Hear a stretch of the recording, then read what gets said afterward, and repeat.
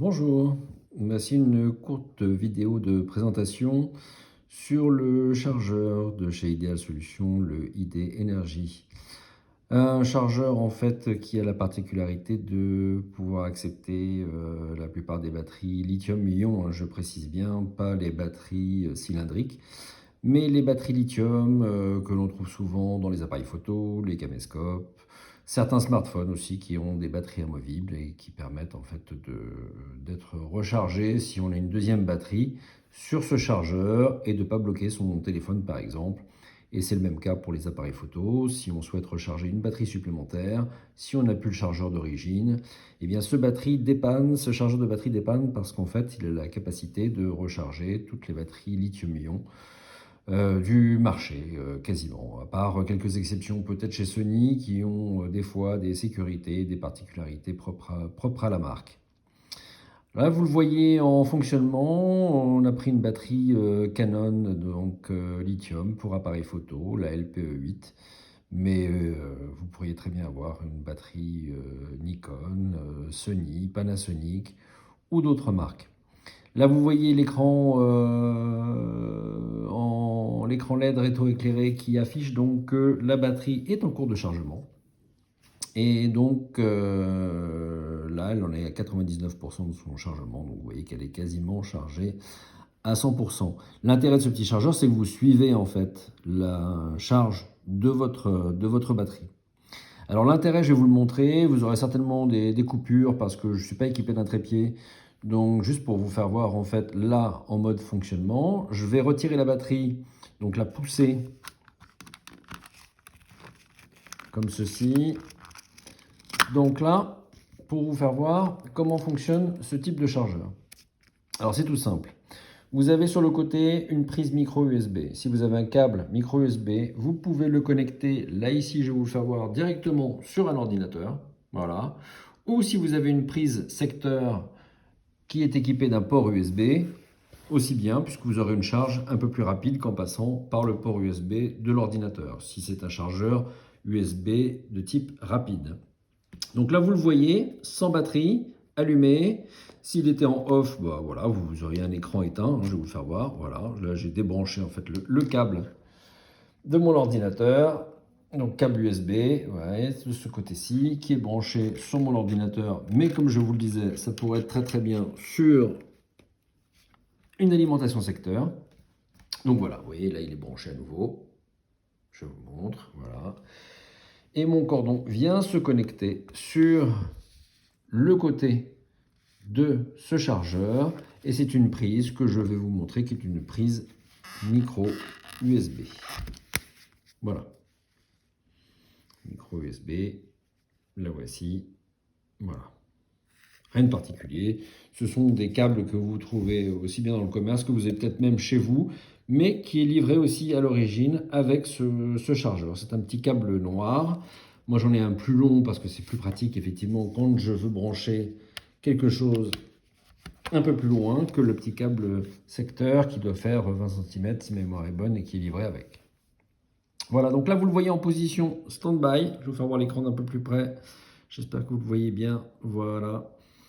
Donc là, vous avez l'écran en mode stand-by, il n'y a pas de batterie. Et vous voyez la particularité de ce chargeur, c'est ce petit bloc qui se tire, qui est monté sur ressort.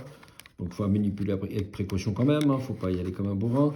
Mais vous avez d'un côté un petit caoutchouc qui est là pour maintenir la pression. Et de l'autre côté aussi, je vous le fais voir comme ça. Voilà. De chaque côté pour maintenir la pression sur la batterie que nous allons venir positionner ici à l'intérieur et faire coulisser jusqu'au contact. Alors les contacts, ils sont réglables par un curseur qui est là, enfin par deux curseurs qui sont là. Je vais vous les faire sortir. Vous voyez, voilà, un premier contacteur, un deuxième contacteur. Ces contacteurs vont venir faire contact avec la batterie. Donc sur cette batterie, je vais vous faire voir, vous avez un plus et un moins, comme n'importe quelle batterie. Donc c'est ce qu'on appelle la polarité. Et ce sont ces contacts-là de la batterie qu'il va falloir faire coïncider avec les deux contacts qui sont ici. Peu importe si le plus et le moins est dans un sens ou dans un autre, mais ce qui est important, c'est que le plus et le moins viennent coïncider avec les deux pattes qui sont là, et dans un sens ou dans un autre. En fait, on se moque, il n'y a pas de sens pour le chargeur, il va détecter la polarité automatiquement, et dès qu'il aura détecté le plus et le moins, il va se mettre à charger votre batterie. Donc, je vais positionner ma batterie ici. Je fais coulisser, voilà, je l'ai bloqué à l'intérieur. Là, vous voyez, il n'est pas du tout en contact, il est toujours en stand-by. Là, ici, j'ai mes contacteurs de chaque côté avec la réglette que je vais venir faire coulisser pour venir coïncider sur le plus et le moins. Hein. C'est important parce que si vous ne mettez pas ça sur le plus et le moins de la batterie, le chargeur de batterie ne chargera absolument pas. Donc, ce qui est important, c'est de faire coïncider le plus et le moins.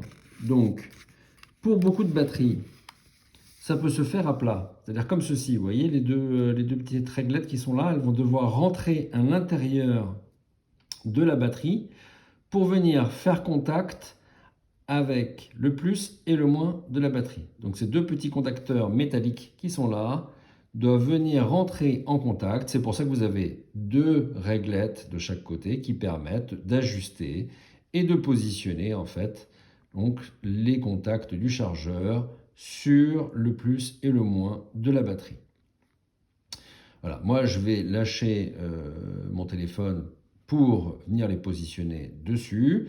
Donc il y a deux manières en fait. Si on a des contacts rentrants comme ça, bah, en fait on fait coulisser et ces deux contacts qui sont là vont venir se positionner sur le plus et le moins et commencer à charger la batterie. Mais pour certaines batteries qui ont des contacts plats, c'est-à-dire quand on n'est pas obligé de rentrer comme ça, le plus intéressant en fait, et de toute façon c'est ce que vous verrez quand vous allez positionner votre propre batterie, parce que chaque batterie est différente, de la positionner à la verticale pour que les contacts viennent pousser directement sur le plus et le moins. Donc c'est plus intéressant dans ces cas-là.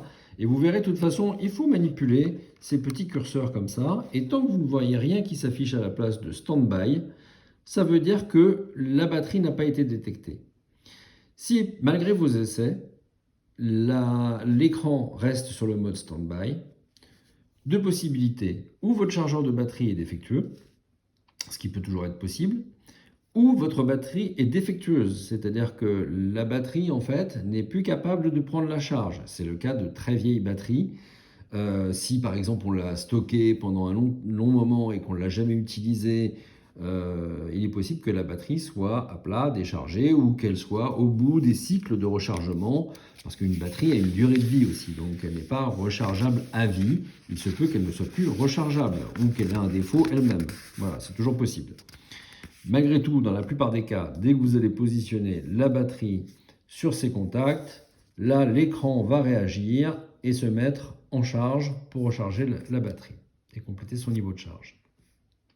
Donc, je vous fais voir, en fait, en coupant juste un instant, et je reviens vers vous tout de suite, comment on positionne la batterie.